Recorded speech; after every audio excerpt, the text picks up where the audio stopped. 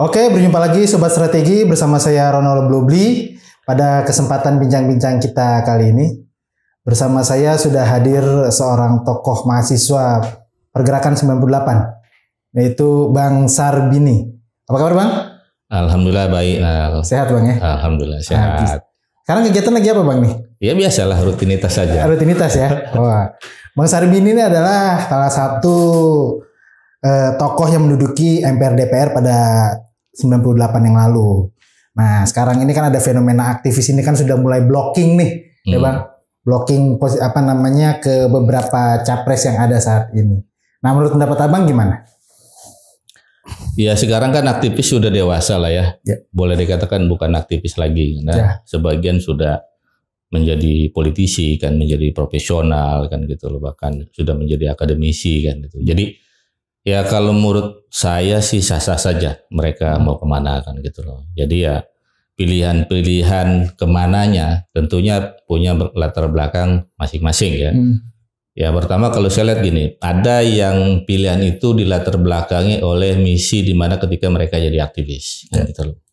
Mungkin visi misinya perjuangannya belum selesai dan merasa yakin bahwa itu bisa ditempelkan ke salah satu bakal calon presiden gitu kan. Ada yang memang ingin bisa berkontribusi ke dalam gitu loh. Karena ya mungkin kalau di luar suaranya tidak begitu menggaung. Jadi kurang bermanfaat lah. Jadi ada coba merangsek, mencoba mendekati kekuasaan, bahkan kalau mungkin masuk kekuasaan dalam konteks memberikan kontribusi positif. Jadi kalau menurut saya sih sah-sah saja gitu. Itu dalam konteks capres. Karena ini juga berbarengan dalam pileg ya, legislatif. Ada sebagian juga teman-teman kan sudah berkiprah mencalonkan diri di DPR RI, provinsi maupun kota kabupaten. Jadi ya sudah tersebar di mana-mana dan saya punya keyakinan ya teman-teman mau memperjuangkan apa-apa yang menjadi keyakinan mereka selama ini gitu. Oke. Nah, Abang ini kan dulu ada di organ FKSMJ, Forum Komunikasi Senat Mahasiswa Jakarta. Sampai sekarang masih komunikasi dengan kawan-kawan, Bang? Ya, sebagian kecil masih. Masih ya? Nah, kira-kira komunikasi yang dibangun oleh Abang dengan kawan-kawan di FKSMJ atau kemudian lintas organ lah, ada Forkot, Famred dan yang lain sebagainya, dalam menyikapi tahun politik ke depan ini seperti apa, Bang? Ya harapannya sih yang sekarang kan sudah tersebar di mana-mana ya. Jadi karena sudah merdeka dan pilihannya tidak berdasarkan organisasi ya.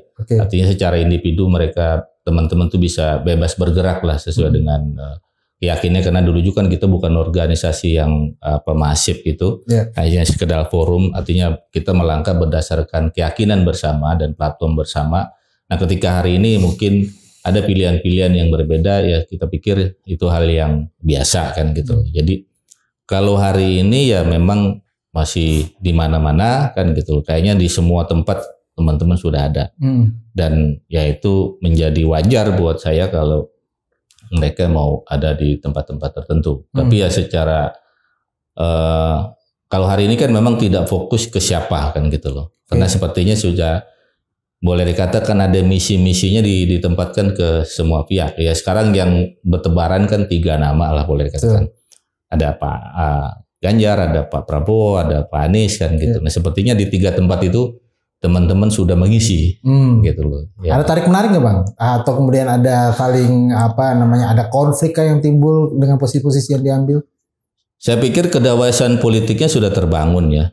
Artinya ya kalaupun teman-teman di mana ya boleh dikatakan tidak saling menjatuhkan satu sama lain, bahkan mengkarakterisasi nation satu sama lain, sepertinya tidak ada kan gitu. Karena kedewasaan ini sebuah cara, sebuah metode teman-teman dalam rangka berjuang. Jadi ya itu bisa dipahami aja, yang pada akhirnya kan dimanapun teman-teman berada hari ini kan pada akhirnya tetap saja rakyat yang akan menentukan kan gitu. Ya harapannya juga mungkin bagi calon-calon dengan hadirnya banyak aktivis di sana otomatis mendorong elektabilitas atau elektoral bakal calon lebih meningkat. Harapannya kan mungkin begitu. Gitu. Nah tinggal bagaimana teman-teman berkiprah di satu sama lain yang bisa juga secara signifikan memberikan kontribusi positif bakal semua calon itu. Nah dari perjalanan nih kan 2014, 2019, nanti 2024. Ya kan sudah ada track record nih kawan-kawan aktivis yang sudah berkecimpung langsung di politik praktis. Selama ini kemudian agenda-agenda yang mereka usung apakah itu kemudian agenda perjuangan waktu 98 dulu, semangatnya masih sama seperti itu atau gimana Bang? Kalau semangat sih saya masih punya keyakinan ya. Harapan itu masih ada dan semangat itu masih ada. Cuman dalam konteks realita tidak sederhana gitu. Ketika mereka di dalam, ini kan pertarungannya, irisannya, tarik menariknya mungkin juga tidak tidak sebagaimana yang kita bayangkan mudah. Karena sesungguhnya ya pertarungan kekuatan politik kan cukup keras kan gitu dan cukup berat buat sebagian teman-teman. Jadi ya tapi mau tidak mau bahwa sekecil apapun teman-teman harus melangkah ke sana ketimbang tidak berbuat apa-apa kan gitu loh. Jadi memang saya yakini bahwa pertarungan dimanapun teman-teman bertarung pada saat ini itu pertarungan yang tidak mudah kan gitu dan teman-teman harus memberikan effort yang besar gitu loh untuk bertarung dalam konteks memberikan kontribusi buat negara. Jadi ya apalagi yang masuk dalam tanda kutip yang memberikan lini-lini kekuasaan itu kan masih belum banyak lah ya, masih segerintil orang artinya ya, dan di situ pun bukan dalam pengertian faktor-faktor kunci ya, karena kekuasaan ini kan ada faktor-faktor kuncinya kan gitu loh, ya ketika dia belum menjadi faktor kunci di kekuasaan tertentu, artinya dia harus bisa bernegosiasi, berkolaborasi dengan kekuatan-kekuatan yang ada sesuai dengan apa yang diharapkan. Jadi ini memang perjuangan tersendiri buat teman-teman dari mulai aktivis ke dunia nyata politik. Nah, oke. Berarti pertanyaan selanjutnya adalah, mampukah kawan-kawan setelah kemudian incas di dalam bisa mewarnai atau terwarnai akhirnya? Ya ini godaannya. Jadi kan dimanapun kita hidup kan pasti ada godaannya.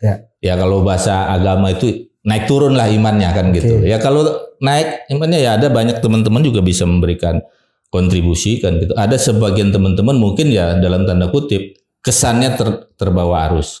Ada kan. Tapi itu realita. Tapi mungkin ada yang sebagian dia menang pertarungan. Ada sebagian kalau saya memahami adalah bukan ke bawah arus tapi kalah. Dalam pengertian kalah bertarung. Sehingga dia kesannya jadi terbawa arus. Bukan berarti teman-teman itu tidak bertarung. Saya yakin teman-teman bertarung cuman eranya boleh dikatakan dia mungkin kalah dalam pertarungan sehingga gagasan yang dia bawa itu tidak terakomodasi oleh kekuatan di mana dia ada di situ. Itu. Ada nggak kemudian rencana atau istilahnya konsolidasi secara penuh kawan-kawan eksponen 98? Karena gini, ini kan kita lihat masih beberapa periode pilpres atau pileg itu masih diwarnai oleh orang-orang yang atau kemudian caleg-caleg yang memang kalau kita nilai secara kapasitas dan kapabilitas itu yang kita masih ragukan concernnya kemudian kemampuannya terhadap kondisi kebangsaan. Contoh misalnya partai-partai ini kan banyak kemudian untuk menarik elektabilitas juga mereka merekrut artis-artis yang kalau dibilang di ijon mereka di situ sebenarnya karena untuk kemudian diambil popularitasnya semata. Nah kalau kawan-kawan aktivis sendiri gimana? Ya memang tidak sederhana ya hari ini ya teman-teman boleh katakan hari ini sudah masuk pada situasi yang lebih terbuka ya dan semua instrumen mungkin bisa digunakan. Nah memang syarat demokrasi langsung hari ini itu kan salah satunya populer kan gitu loh. Jadi tidak hanya mampu kerja punya kapasitas, di samping populer juga mungkin kalau bahasa lain ya punya logistik yang cukup lah ya kan gitu loh. Karena instrumen jangankan instrumen media sosial aja dia harus menggunakan banyak instrumen dan di situ kan butuh cost gitu. Nah, memang ada konsekuensi buat aktivis gitu loh yang dalam tanda kutip ya tidak biasa main di dunia media kan gitu loh, atau tidak kurang populer. Mau tidak mau dia main di dunia grassroots kan gitu. Nah, tapi di dunia grassroots hari ini juga kan tidak sederhana.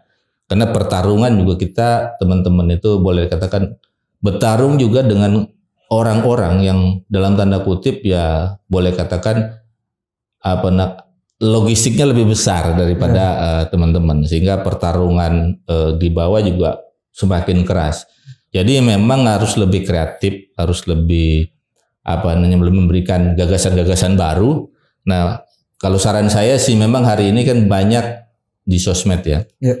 Media sosial itu bisa digunakan semaksimal mungkin oleh teman-teman dan instrumen itu instrumen murah. Dan ada kelebihan teman-teman itu sebenarnya komunikasi dengan rakyat itu tidak menjadi hambatan. Nah cuman memang kreasinya harus lebih. Jadi bagaimana contoh ya isunya kalau di pilkada, pileg dan segala macam isu yang paling menakutkan itu kan isu amplop kan gitu. Nah bisa gak teman-teman berikan argumentasi bahwa sehingga ekspektasi masyarakat pemilih itu tidak di situ. Nah ini memang harus teman-teman harus lebih kreatif dalam memberikan gagasan-gagasan pencerdasan kan gitu loh, sehingga memang dan mereka juga harus lebih dekat dengan rakyat yang dibangun. Apalagi ya sebenarnya teman-teman punya kemampuan untuk mengkonsolidasi rakyat, memberdayakan rakyat lebih banyak. Nah kalau teman-teman sudah terbiasa dengan itu, saya yakin probabilitas terpilihnya akan semakin baik. Tapi kalau tidak biasa main dan mengikuti permainan yang baru ya hari ini, ya mengikuti pola-pola hari ini harus punya logistik populer, ya pasti pertarungannya akan semakin berat karena kita tidak di situ mainannya. Teman-teman aktivis tidak di situ mainannya kan gitu. Nah seperti ini ya persoalan tersendiri gitu.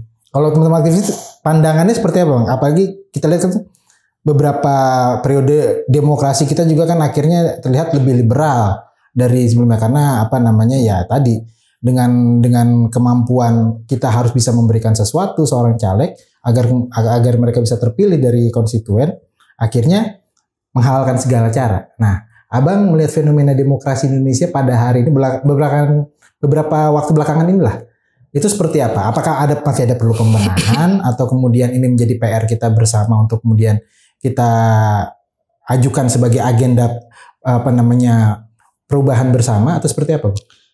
Ya kalau bahasanya pejuang sebenarnya kita jangan terjebak pada posisi, ya kalau saya sih mengharapkan tidak terjebak pada posisi kalah menang. Kalau posisinya bicara kalah menang, maka kita akan ikut arus. Kalau cara menangnya boleh dikatakan harus memberikan hal banyak pada masyarakat berbau materi, maka kita akan terjebak pada arus. Nah teman-teman memang harus melawan itu sekaligus mengedukasi. Jadi ketika berjuang untuk masuk atau merangsek pada kekuasaan tertentu, tidak lagi bicara kalah menang, tapi bicara berjuang. Nah dia harus, kan gini, kecenderungan masa manusia itu kan sebenarnya pada yang lebih baik. Jadi ketika ada situasi yang mana kita pengen pemimpin yang baik, kita pengen anggota dewan yang baik, kita pengen kepala daerah yang baik, yang aspiratif pada rakyatnya. Harapan bawah sadar ini yang harus dikemukakan, yang harus dimunculkan oleh teman-teman aktivis. Nah, sehingga orang melihat wah ini beda nih dan ini ada harapan di sini kan gitu loh. Nah, secara kreativitas mungkin akan dibangun apakah kontrak sosial atau seperti apa kan. Yang kedua orang melihat bahwa ini memang tulus akan memperjuangkan hak rakyat gitu loh kan, yang menyangkut hajat hidup orang banyak. Nah, ketika itu tertangkap oleh rakyat di mana dia komunikasi, maka peluang dia akan semakin baik. Karena saya punya keyakinan mau cepat mau lambat memang hari ini dalam tanda kutip masyarakat mungkin kena banyak pola yang beragam menggunakan banyak materi sehingga masyarakat juga sebenarnya agak terganggu juga. Tapi sebenarnya kalau bicara keyakinan rakyat, keyakinan masyarakat, mereka sebenarnya ingin cari wakil-wakil rakyat atau pimpinan-pimpinan yang akan memimpin mereka itu orang-orang yang memang mampu dan mau mengejawantakan apa yang menjadi harapan mereka. Nah inilah harus ditangkap oleh teman-teman. Iya. Masih ada nggak sih Bang sebenarnya agenda atau cita-cita perjuangan masa lalu itu yang sampai dengan saat ini tuh belum terwujud oleh kawan-kawan? Ya sebenarnya masih banyak. Yang paling krusial artinya salah satunya kan korupsi kan gitu. Ya. Itu kan yang membuat Indonesia boleh dikatakan agak terpuruk ya. Itu kan korupsi kan gitu. Nah ini kan sebenarnya masyarakat benci dengan itu. Kan gitu. Nah itu bagaimana kita bisa menampilkan diri gitu. Dengan atau teman-teman bisa menekankan diri bahwa memang teman-teman punya komitmen di situ dan komitmen itu ditangkap sinyalnya oleh rakyat itu positif. Nah kalau itu terjadi ya insya Allah kalau menurut saya sih aspirasinya akan ya, diterima dan masyarakat akan support kan gitu. Kalau kita boleh mengevaluasi nih atau kemudian kita mengkilas balik perjalanan reformasi dari 98 sampai dengan hari ini, menurut Abang apakah sudah perubahannya cukup signifikan atau kemudian masih banyak agenda yang perlu kita perbaiki lagi ke depan? Perubahannya semakin membaik ada kalau menurut saya. Tapi memang banyak PR yang harus terus diselesaikan. Ya jangan sampai setback gitu kan. Jadi perubahan-perubahan itu kita terus dorong, kita terus perbaiki sehingga Indonesia semakin baik. Tapi kalau setback lagi itu masalah. Nah, yang menjadi khawatir kan di era demokrasi ini kan problem yang paling besar adalah fondasi demokrasi. Ketika perebutan kekuasaan itu mudah menyangkut SARA, ini yang harus dijaga kan gitu. Karena itu akan setback mundur ke belakang, panjang mundurnya kan gitu. Ini kan sebenarnya sudah final. Gitu. Nah, bagaimana kita mengisi kemerdekaan kita kan gitu loh dengan hal-hal yang lebih positif ya. Tantangan kita mungkin terbesar ke depan adalah masalah ekonomi. Nah, bagaimana hal-hal yang mengganggu stabilitas ekonomi seperti korupsi kan gitu, birokrasi yang mungkin bermasalah kan gitu loh kan, pungli-pungli dan sebagainya, kan aturan-aturan perundang-undangan atau peraturan-peraturan daerah yang mengganggu itu bisa dikurangi sehingga proses ekonomi baik pusat maupun daerah berjalan sebagaimana yang diharapkan. Dan insya Allah kalau itu memang sama-sama kita benahi, ya Indonesia secara ekonomi semakin baik. Nah, ini kan ada beberapa tokoh nih Bang. Ada beberapa tokoh ya yang kita tahu yang sering vokal lah terhadap pemerintah pada saat ini. Kemudian mulai menggelorakan people power kembali. Nah, menurut Abang apakah relevan dengan kondisi saat ini gerakan people power? Ya, kalau dalam konteks demokratisasi sebenarnya sah-sah saja ya.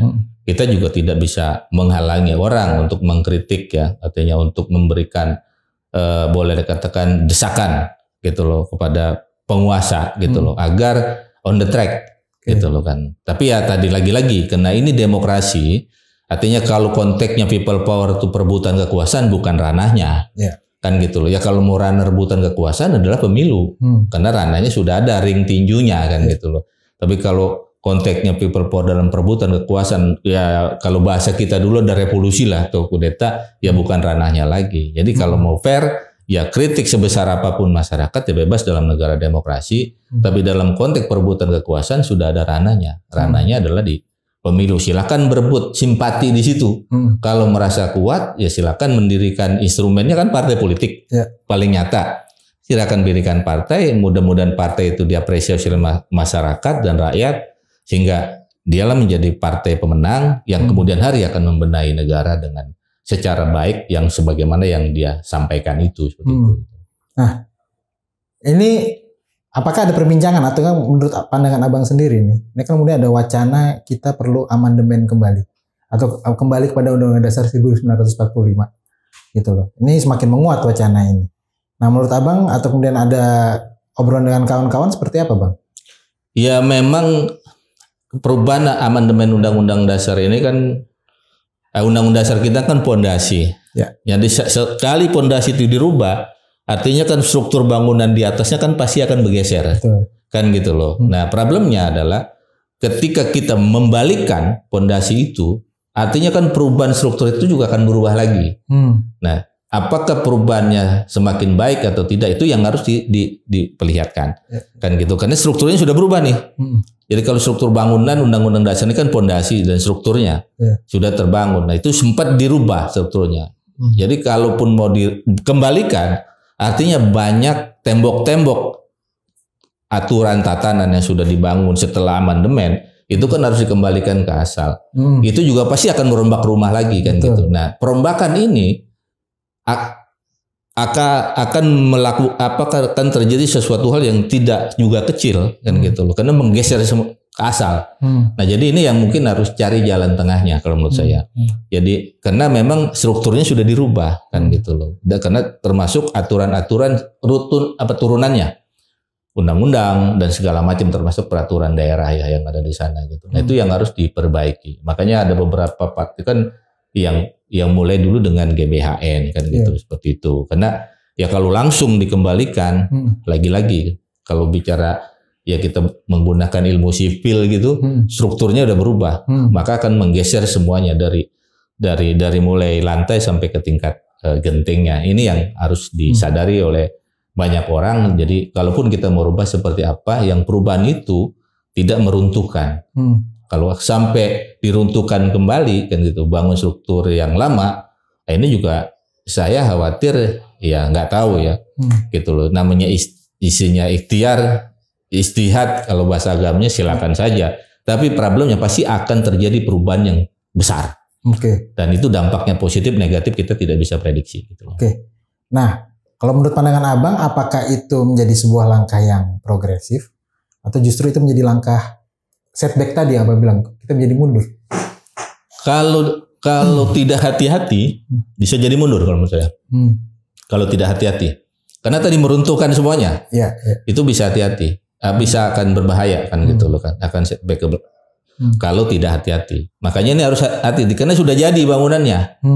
Bangunannya jadi harus lebih hati-hati bagaimana kan gitu loh. Ya kecuali kalau ya kita boleh katakan bangunannya itu tidak pakai pondasi ya. Yang konon bisa dipindah kemana-mana. Itu mungkin gampang mindahnya. Kalau ini kan sudah pakai pondasi.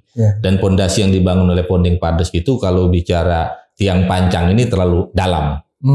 Jadi kalau mau dirubah lagi pasti akan banyak berubah. Nah ini ya saya perkirakan memang harus hati-hati dan kalau tidak hati-hati ya berbahaya buat Indonesia.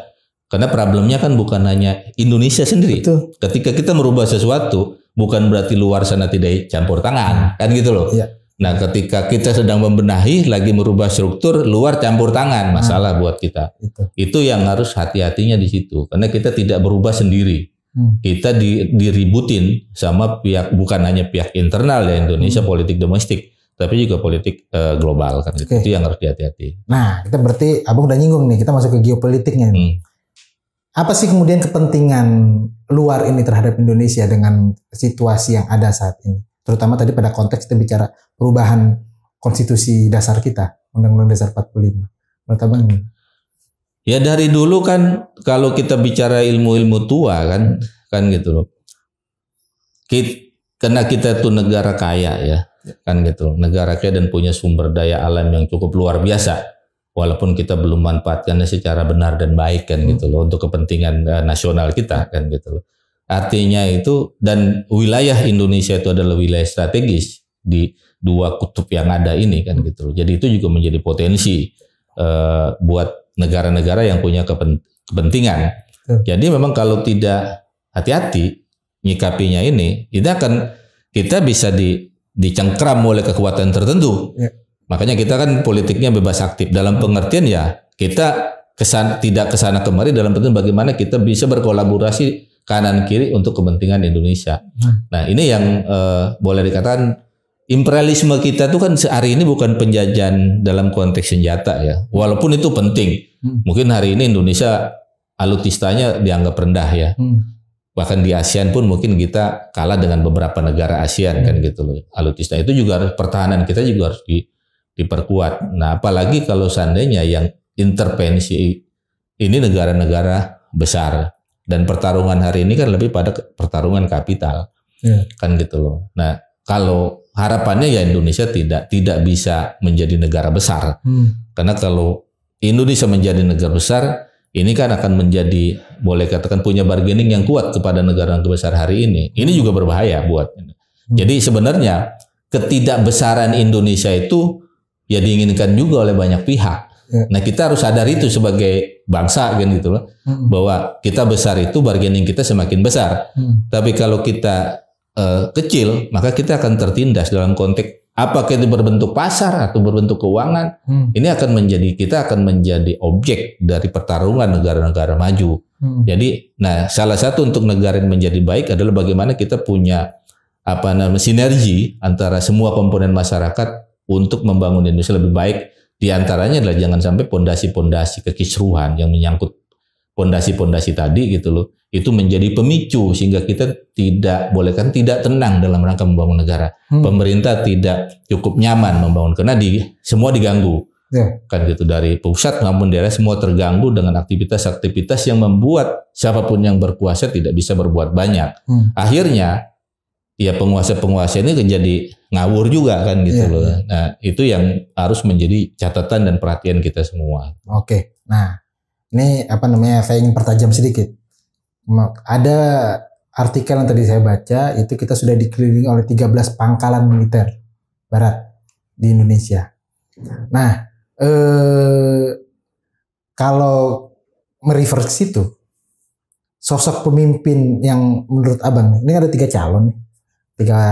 belum paslon sih, masih 3 calon kan, yang memiliki kriteria yang cukup mumpuni untuk kemudian bisa menjaga Indonesia dari potensi konflik yang ada pada hari ini. Itu seperti ya ada wacana bahwa konflik dari Eropa sana akan dipindahkan battlefieldnya ke Asia, khususnya dengan persoalan Laut Cina Selatan. Ya artinya kan Indonesia menjadi posisi yang cukup strategis untuk kemudian ditarik masuk ke dalam area konflik.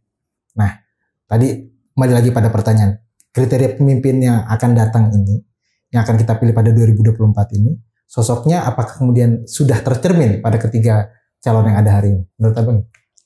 Untuk sebagian memang ketiga calon punya potensi yang sama ya, kalau menurut saya gitu. Ya punya kapasitas yang sama, walaupun ada satu sama lain pasti ada plus minusnya kan gitu loh. Kalau yang paling diukur adalah komitmen kebangsaannya dulu. Jadi yang punya komitmen kebangsaannya tinggi kan gitu, itu yang harus kita ukur dulu kan gitu loh. Nah disitulah, dan kalau saya lihat tiga-tiganya sih masih punya itu. Jadi kita tidak cukup mengkhawatirkan kan gitu loh, berkaitan dengan tiga calon ini yang sudah berbeda. Nah cuman problemnya kan, jangan sampai pertarungan ini kan gitu loh, karena semua orang ingin berkuasa menggunakan segala macam cara. Ya gitu loh. Yang tadinya kena ya kekuasaan itu kan ketika dia akan berkuasa dan pengen berkuasa, bisa saja menggunakan segala macam cara. Nah, jangan sampai cara-cara yang tidak sepatutnya digunakan, bahkan meruntuhkan pondasi ini digunakan. Nah, ini akan memporak-porandakan. Jadi yang pecah itu bukan yang sedang bertarung, tapi yang pecah adalah yang bawah. Nah, ini harus dijaga gitu. Kalau yang pecah yang di bawah ngobatinnya susah. Kalau yang atas yang pecah, itu di warung kopi bisa selesai mereka. Negosiasi bisa ngobrol, di restoran bisa ketemu lagi. Tapi kalau yang bawah pecah, ini panjang urusannya. Dan itu tidak bisa diobati 1-2 tahun kan gitu. Nah ini yang harus dijaga. Jangan sampai pertarungan politik itu menjadi pertarungan yang boleh dikatakan membekas di hati rakyat, yang pada satu sama lain ini tidak bisa berinteraksi lagi. Bahkan mungkin di keluarga pun ada yang cerai kan gara-gara perpes kan gitulah. Ini kan masalah besar gitu. Itu yang harus dijaga oleh semua. Karena kalau ini terjadi, siapapun yang akan memimpin, siapapun yang jadi pemenang, ngobatinnya berat, gitu loh. Kohesivitas negaranya, konsolidasi demokrasi dengan rakyatnya akan berat, karena masyarakat sudah terbelah dan sudah terpolarisasi. Nah itu yang harus menjadi komitmen juga oleh semua bakal calon ya, atau calon presiden yang akan bertarung untuk menjaga itu. Jadi pertarungan adalah pertarungan hati rakyat, tapi jangan merusak pondasi, gitu. Seperti itu. Nah, kalau menurut Abang nanti pola permainannya akan sama nggak dengan 2019? Kemudian timbul polarisasi antar kelompok kembali dengan isu-isu SARA yang semakin menguat. Itu gimana? Yang saya khawatirkan ya mudah-mudahan sih tidak. Tapi yang perlu menjadi catatan adalah, pertama adalah TNI Polri harus nyatu. Jangan ikut bermain nih di sini. Kalau ini bermain ini kan pondasi pertahanan kita, pertahanan keamanan kita, jangan pecah. Yang kedua, isu SARA jangan dipakai lagi, gitu loh. Karena ini pemicunya panjang. Ya, di seluruh dunia ketika menggunakan itu, gitu loh. Itu jangankan yang beda, yang sama pun bisa bertarung. Kan gitu. Contoh lah, satu agama bisa belah, gitu loh kan gitu. Satu etnis bisa belah. Kan. Nah kalau belah di etnis tertentu atau belah di agama tertentu, itu masalahnya akan jadi panjang. Nah, ini yang harus dijaga dan komitmennya. Jadi kalau menurut saya ke depan kalau kita Indonesia ya pengen proses politik pergantian kekuasaan ini smooth dan masyarakat juga hasilnya happy gitu loh, siapapun yang terpilih toh kita. Anda benci pada calon tertentu ya ketika dia jadi kan presiden kita juga. Kan gitu. Ya, bukan hanya yang sayang saja yang mengakui bahwa dia presiden kita, yang benci pun harus mengakui presiden kita. Nah, makanya kalau ada prinsip itu ya kalau cinta itu sewajarnya saja. Karena yang kita cintai bisa jadi musuh kita. Tapi kalau benci juga sewajarnya saja. Karena bisa jadi yang kita benci itu menjadi kawan kita kemudian hari. Jadi dalam politik itu tidak boleh dikatakan langsung pasang garis demokrasi ujung ke ujung gitu, tidak, harus ada tengahnya. Makanya politik itu ada istilahnya kompromi. Nah disinilah yang harus menjadi komitmen bakal calon dan termasuk orang-orang yang mendukung atau kekuatan-kekuatan politik yang bersama calon-calon tersebut. Itu harus punya komitmen bersama. Walaupun sebenarnya setiap pengumuman di KPU itu ada komitmen itu, tapi kan seringkali kan dilanggar gitu. Nah, ini kan kita beralih lagi nih ke calon. Nah, menurut pandangan Abang nih, ini calon-calon yang ada saat ini, apakah itu Ganjar, apakah itu Prabowo, atau kemudian Anies, pasangan yang pas buat mereka ini siapa-siapa aja sih, Bang? Ya ini kan yang kita buta ya, karena kan selera itu bukan selera kita. Selera ini kan selera elit, kalkulasinya. Kalau rakyat sih bisa tunjuk ABCD, kan gitu loh. Tapi problem yang menentukan adalah partai politik. Nah selera partai politik mungkin berhitungnya ya berharap bahwa kebijakan mereka sesuai dengan apa yang menjadi harapan masyarakat. Tapi lagi-lagi kadang-kadang ya keputusan elit partai berbeda dengan apa yang dipikirkan oleh masyarakat. Saya tidak tahu kan gitu loh. Sampai hari ini masih gelap gitu loh. Makanya kan semua orang mendorong bahwa yang menentukan hari ini adalah calon wakil presidennya. Sehingga beberapa hasil survei itu kan si A, si B, si C ya. Cuman ujungnya seperti apa ya kita tidak pernah tahu. Karena ya Indonesia itu biasanya sih kita dapat calon pasangan itu kan di last minute. Bahkan malam menjelang penutupan. Jadi sampai hari ini tidak pernah declare. Contoh lah Pak Anies dengan Nasdemnya memutuskan calon presiden, tapi sampai hari ini kan belum ketemu wakilnya, padahal udah jauh-jauh hari kan gitu. Karena itu problem sendiri. Dan ujung-ujung pada akhirnya adalah politik last minute lagi. Gitu loh. Jam 12 malam ditutup, ya jam 7 atau jam 9 malam baru daftar. Dan biasanya kan di situ permainan itu yang kita tidak ngerti apa yang dipikirkan atau dikalkulasikan oleh elit politik dengan apa yang menjadi kehendak rakyat. Kalau kehendak rakyat itu mungkin simpel, orang yang berani melakukan penegakan hukum, orang yang berani memberantas mafia kan gitu, orang yang berani bagaimana menciptakan rakyat lebih sejahtera kan gitu loh kan, itu kan salah satu standarnya kan gitu loh, agar rakyat itu lebih sejahtera, korupsi bisa hilang kan gitu loh, terus yang boleh dikatakan ekonomi bisa merata, itu kan yang dicari. Ke siapa orangnya itu kita kalau belum tahu sampai ini, yang memenuhi kriteria itu gitu. Nah, kalau menurut Abang, koalisi yang ada pada hari ini sudah permanen belum? Koalisi partai? Belum kalau menurut saya. Belum. Ini pusaran yang paling minggu-minggu menjelang pendaftaran kalau menurut saya, pusarannya pusaran yang paling full. Jadi ya bisa bergeser satu sama lain. Karena kalau kemarin kan pusaran masih santai lah kan. Ini di ujung-ujung pusaran semakin kencang kan gitu. Nah saya nggak tahu apakah ada yang tetap bertahan di posisi itu, apakah ada yang mental? Biasanya kan kalau saking kenceng kan ada yang mental kan. Nah, apakah ada mental ya kita nggak tahu. Tapi kelihatannya ya menjelang pendaftaran KPU ini pusarannya semakin kencang. Ya memang pucarannya tidak kelihatan di permukaan. Ini di bawah nih yang keras nih kan gitu. Di permukaan sepertinya ya semut-semut aja, kalau di permukaan kan bisa sowan sana, sowan sini, tapi di bawahnya kayaknya cukup keras. Bisa saja ya ada yang mental, atau bisa saja mungkin ya kalau kuat ya bertahan dengan porsi yang ada hari ini. Oke. Nah, kalau bicara pusaran tadi Bang, ya kan? Ini berarti kan kalau dilihat juga sebenarnya mesin partai ini kan belum maksimal digerakkan semua nih.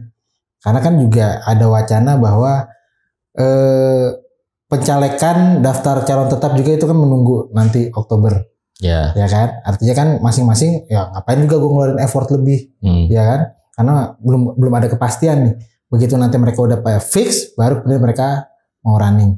Nah, sepengalaman Abang nih, ya kan tadi kan Abang cerita bahwa semua bisa berubah last minute segala macam. Itu apakah kemudian dengan sisa waktu 10 bulan, ya artinya dari Oktober ke Februari kan 4 bulan. Mereka bekerja, bertarung untuk kemudian mengambil hati konstituen dengan waktu yang cukup singkat itu, apakah jadi efektif? Iya, memang untuk pileg ya, untuk pileg atau untuk pilpres? Untuk pileg dan pilpres pastinya, ini kan kerja bareng pasti kan? Ya kerja ini kan sebenarnya sudah lama kan, semua sudah bekerja dengan posisi masing-masing lah. Ya kalau di ujung itu sebenarnya cuma memastikan saja kan gitu loh. Nah memang untuk yang agak sulit untuk pileg kan gitu loh, untuk pendatang baru dengan waktu yang mepet agak cukup berat gitu loh. Effortnya akan lebih besar gitu loh. Jadi ya menguntungkan lah buat para incumbent karena sudah populer kan, sudah cukup terkenal. Untuk pendatang baru ya effortnya harus 4 kali lipat kalau menurut saya kan gitu loh. Tapi untuk pilpres ya hari ini problemnya kan di pasangan. Pasangannya siapa kan gitu loh. Jadi belum bisa bergerak ya kena pasangannya. Lagi-lagi pasangannya. Tapi sebenarnya kalau masalah rakyat udah nunggu gitu loh. Kalau menurut rakyat pas dengan pasangannya pasti akan bergeser. Karena kan kalau pilkada sama pilpres ini ya partai cuma mengusung.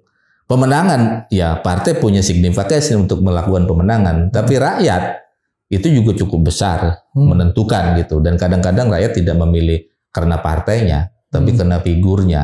Nah itulah yang menentukan. Hari ini sebenarnya rakyat sudah siap. Siapa yang akan ditoblos. Tapi yang menunggu sampai fix. Jadi sebenarnya rakyat lebih siap sebenarnya dibanding para calon sendiri gitu. Kalau sudah diputuskan rakyat akan memilih. Nanti kan akan bisa. Ya kalau kata ahli survei akan bisa lihat lewat peta surveinya kan kemudian hari kan gitu. Kalau ini pasangan lebih pas, rakyat akan merespon secara positif. Tapi kalau dia kurang pas ya pasti rakyat akan direspon secara negatif. Walaupun mungkin di dalamnya pasti ada kampanye semua tim satu sama lain. Gitu. Menurut Abang pada pilpres atau kemudian pileg yang akan datang, seberapa besar potensi konflik yang akan tercipta atau timbul? Saya sih harapannya tidak sebagaimana 2019 ya. Ya panas-panas. Kalau istilah Pak Presiden itu hangat-hangat aja gitu kan. Ya dinamika pasti ada gitu. Tapi kalau bisa ya tadi itu jangan sampai mengganggu fundamental negaraan, ketatanegaraan kita, fundamental fondasi kenegaraan kita gitu. Tapi kalau panas-panas sedikit ya nggak masalah kalau menurut saya. Tapi ya tadi yang kita harus jaga adalah bagaimana fundamental kebangsaan kita, kenegaraan kita tidak terkoyak akibat pilpres, proses pilpres atau pileg ini. Nah ini kan konstituen terbesar kita hari ini itu adalah generasi milenial, Gen Z. Nah, Abang melihat apakah transformasi pemahaman politik Gen Z atau kemudian kelompok milenial pada hari ini sudah cukup terwarnai oleh apakah itu baik oleh pemahaman politik yang baik, pemahaman kebangsaan, atau juga kemudian kriteria-kriteria yang disajikan oleh para calon-calon yang hadir pada hari ini. Menurut Abang, apakah kemudian mereka bisa objektif kemudian menilai dan memilih calon-calon yang hadir pada hari ini? Mungkin dalam konteks kebangsaan ya karena di pendidikan kita ya khususnya SMA ya, mungkin sebagian mungkin di kampus belum tertransformasi dengan baik. Beda ke generasi kita kan belum, kita SD udah ada P4 dan kalau sekarang kan tidak sedalam itu. Mungkin secara ideologi tidak sebagaimana yang kita bayangkan. Tapi kena hari ini generasi-generasi Gen Z ini kan mereka bisa mencari banyak hal itu kan di media, medsos. Jadi mereka punya pikirannya sendiri. Jadi persepsi mereka terhadap politik pun mereka punya gayanya sendiri. Jadi kita agak sulit memang mewarnai. Kita harus bisa mencari tahu sebenarnya Gen Z lari kemana. Tapi mereka punya gaya sendiri dan punya penilaian sendiri terhadap calon-calon yang bermunculan. Bahkan tidak menutup kemungkinan sekilas sepertinya mereka akan kelihatan lebih maju. Karena mereka punya ekspektasi mereka kan mereka bisa nyaman dalam melakukan pekerjaan mereka, aktivitas mereka kan gitu. Itu mereka sesuai dengan selera mereka. Artinya kebebasan demokrasi ini membuat mereka kiprahnya lebih besar. Nah, bagaimana yang sesuai dengan selera mereka ini tertampung, aspirasi mereka terwadahi oleh kekuasaan yang akan datang.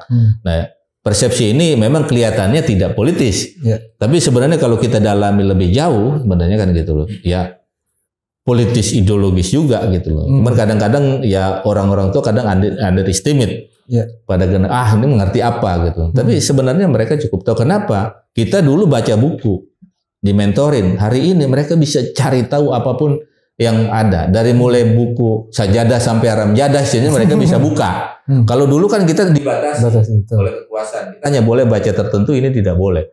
Kalau sekarang kan semua terbuka. Ya mereka terbangun oleh perspektif mereka sendiri. tidak didominasi oleh sekolah, oleh orang tua atau oleh siapapun. Mereka bebas untuk melakukan perspektifnya, termasuk menilai pada kekuasaan. Oke. Nah, oke Bang. Ini yang terakhir. Menurut Abang, ada nggak kemudian pesan dan kesan yang perlu Abang sampaikan kepada kawan-kawan yang akan bertarung ke depan, khusus kawan-kawan rekan-rekan Abang, kawan-kawan aktivis muda yang akan masuk berkiprah di pertarungan pileg atau apapun lah, apapun tingkatannya gitu. Nah, Abang mau kasih pesan apa kepada kawan-kawan? Ya kalau saya berpikirnya, berpikirlah sebagai pejuang. Ketika berjuang dia tidak ada untung rugi, gitu loh. Itu bagian dari proses perjuangan. Mau hasilnya positif, mau hasilnya negatif, mau gagal, mau berhasil, itu bagian dari proses perjuangan. Nah, tapi jangan berpikir sebagaimana pedagang. Berpolitiknya adalah berjuangnya untung rugi. Kalau tidak ada untungnya saya nggak mau ikut, kalau ada untungnya baru mau ikut. Jadi ya saya punya keyakinan dan masih punya harapan ke kawan-kawan khususnya aktivis bahwa mereka berjuang dalam rangka cita-cita mereka untuk negara ini yang belum belum direalisasikan, dan mereka ingin berkontribusi terlepas besar atau kecil kontribusi yang akan mereka berikan di kemudian hari. Oke. Terima kasih Bang, udah boleh hadir di Strategi Channel. Mungkin nanti kita bisa ngobrol-ngobrol lagi di kesempatan yang akan datang. Terima kasih. Oke, Sobat Strategi, kita sudahi bincang-bincang kita pada hari ini. Nanti kita akan ketemu pada topik-topik yang lebih menarik di episode-episode berikutnya. Oke, sampai ketemu.